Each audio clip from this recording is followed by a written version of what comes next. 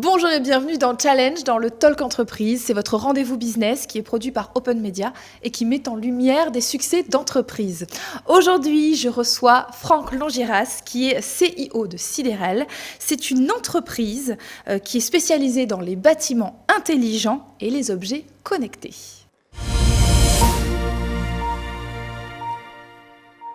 Franck, bonjour, bienvenue. Bonjour, merci de me recevoir. Je vous en prie, c'est un plaisir de vous recevoir. Vous êtes ingénieur de formation dans les arts et métiers. Sidérel, c'était une entreprise qui existait déjà et vous avez décidé de la reprendre en 2021. Est-ce que vous pouvez déjà, pour commencer, nous parler de cette aventure ? Première aventure, oui, je peux. Donc l'idée, c'est qu'après une carrière d'ingénieur dans plusieurs domaines, y compris donc, dans le domaine pharmaceutique essentiellement, j'ai fait le choix de tout plaquer pour devenir entrepreneur et dans la reprise de société. Et je suis tombé amoureux de cette société, totalement. Ouais. J'ai fait tout ce que je déconseille autour de moi. C'est que j'ai vu que cette société parce que je voyais un potentiel et plein de choses. Et puis, on a réussi à concrétiser le projet. C'est magnifique. C'est plutôt bien. Et aujourd'hui, en plus, vous êtes là avec nous pour nous en parler. Alors, cette société, donc, elle s'appelle Sidérel. Oui. Ça consiste en quoi ? Alors, ça consiste en quoi ? Déjà, le nom, alors Sidérel, pourquoi Y ? C'est le diminutif de système de retransmission d'alarme. Voilà, concrètement, au moins, c'est bien trouvé. Les fondateurs l'ont très bien trouvé. Il faut leur laisser. Alors, ça consiste aujourd'hui à proposer des solutions technologiques adaptées à chaque client.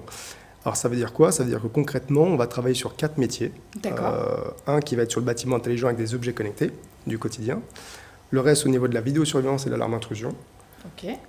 Le troisième sur la domotique. Et avec une spécialité sur le domaine vraiment de la gestion et de l'accompagnement des personnes en situation de handicap qui va avec.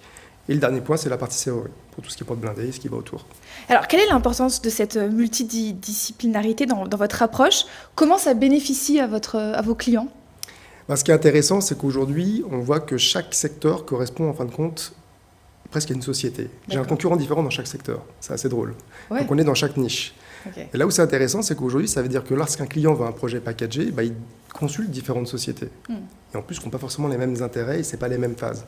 Donc en fait, ça permet d'avoir une structure qui permet d'avoir le sujet du début à la fin et attendre les doigts quand ça ne va pas et d'avoir une seule personne de les assumer. Ou alors quand ça fonctionne, de s'assurer que ça soit sur des rails. Alors il y a une spécificité. C'est vraiment les objets connectés qui jouent vraiment un rôle clé dans vos solutions. Est-ce que vous pouvez nous expliquer tout ça ? Alors oui, surtout qu'en plus c'est d'actualité, il faut faire attention à ce qu'on en dit, on entend tout sur les objets connectés. Oui, qu'est-ce que c'est en fait déjà ? Qu'est-ce que c'est qu'un objet connecté ? Parce qu'on entend plein de choses. C'est tout ce qu'on peut avoir autour de nous, maintenant c'est quelle utilité on en fait. Et pour moi, c'est à quelle adaptation on en fait pour l'usage qu'on peut avoir.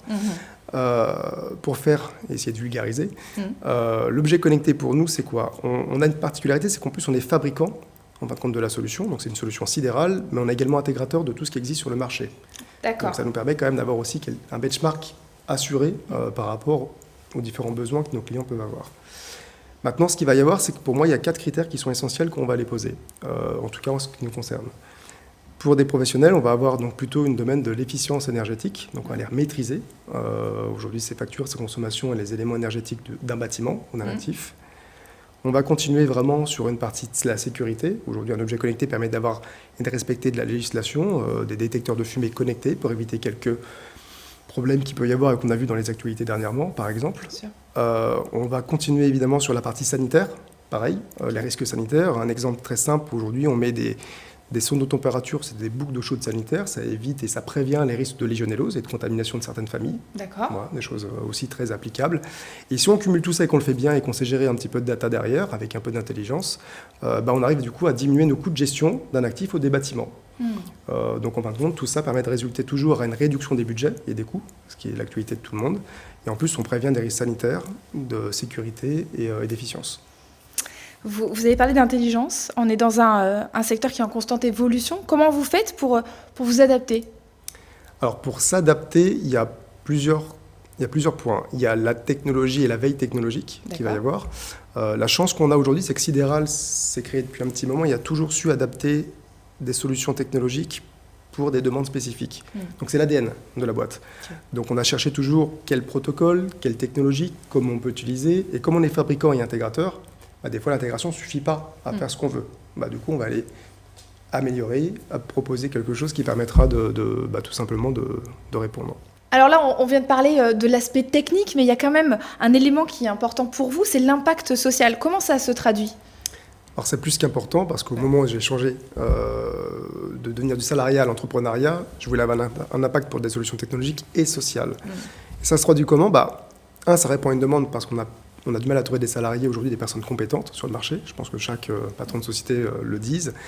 Et pour nous, en dehors de ça, c'est que de faire pour les autres comme si c'était pour moi au quotidien. Et pour ça, donc, on n'a pas attendu les textes de loi, on a mis des plans épargne d'entreprise et retraite qu'on abonde à 100%. On a fait déjà dès 2022 en place une augmentation salariale. On a la semaine de 4 jours et demi. Ils arrêtent de travailler le vendredi midi aussi, par rapport à une entreprise assez classique, malgré une astreinte 24, 7 sur 7, avec la législation qu'on arrive à mettre en place.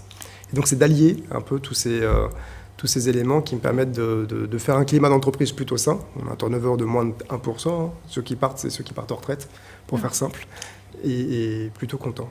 Et des actions aussi sur l'inclusion ? On le fait aujourd'hui, on essaye, donc on fait via des organismes ou des écoles, mais surtout aujourd'hui, nous, on le fait dans le cadre aujourd'hui des solutions qu'on peut apporter. Pourquoi ? Parce qu'en fin de compte, dans la partie domotique, vraiment le côté aider les personnes au quotidien en situation de handicap. À titre personnel d'ailleurs, j'ai quelqu'un de ma famille que je gère comme ça, c'est aussi peut-être ça que je suis sensible d'ailleurs. Voilà, quand on a quelqu'un qui au fête de Noël nous a appelé un vendredi soir en disant qu'il y avait un problème sur la porte, ça ne fonctionnait pas, il ne peut pas poser les fêtes, faut aller intervenir et l'accompagner. Donc c'est vrai que on se sent un peu fier quand on intervient comme ça. Si on fait le bilan aujourd'hui de la société ? Elle était déjà pas mauvais quand je l'ai repris. Donc, je remercie d'ailleurs les fondateurs et ceux qui peuvent y être. D'ailleurs, j'ai un des 4 fondateurs que j'ai gardé en tant qu'associé. Donc, il est encore là et je le remercie.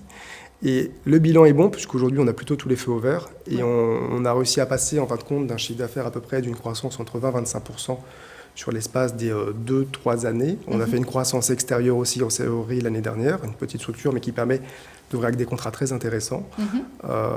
Et donc, en gros, on a réussi à passer maintenant, j'espère atteindre bientôt plus de 30 salariés. On a des projets en province qui sont concluants avec des essais. On essaie de vendre notre produit avec des partenaires. On cherche des partenaires pour avoir des personnes qui vendent le produit en dehors des frontières. Donc voilà, on a beaucoup de perspectives. Donc de belles perspectives pour l'avenir, à l'international aussi, donc, si je comprends bien. C'est un des objectifs. Comme on aurait pu prendre le sujet de Sidéral sur 2 aspects. Il fallait maintenir les contrats en cours, parce qu'on travaille beaucoup avec les marchés publics. Donc, ce qui veut dire qu'à un moment, c'est très bien, mais il y a un arrêt de contrat, il faut être stable sur ce qu'on fait. Et puis juste continuer à faire développer comme une boîte de maintenance ou d'installation. Mais en fait, l'intérêt qu'il y a pour nous, c'est comme on est fabricant, c'est dommage. On propose notre propre solution qui est viable, qui est sur le marché, qui a plus de 25 000 alarmes techniques gérées en France et dans l'Île-de-France, et on le propose à personne d'autre. Donc j'ai trouvé ça un peu dommage, donc on va tenter en tout cas de trouver des partenaires pour essayer de vendre le produit en dehors des frontières. En tout cas, c'est tout ce que je vous souhaite. Continuez sur cette belle lancée, cette belle croissance et avec encore plus de succès. Merci à vous Franck pour cet échange, c'était un véritable plaisir. Merci beaucoup. Je vous en prie. Quant à nous, on se retrouve très vite bien évidemment pour un nouveau numéro du Talk Entreprise.